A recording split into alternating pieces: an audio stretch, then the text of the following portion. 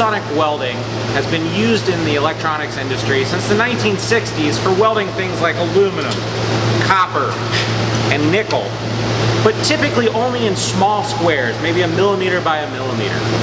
High-power ultrasonic additive manufacturing weld head allows us to make continuous welds at over 200 inches per minute. An ultrasonic seam weld provides a robust, high-quality, and high-conductivity bond for your electrification needs.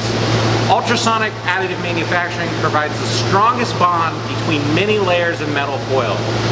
Want to learn more? Go to Fabrisonic.com.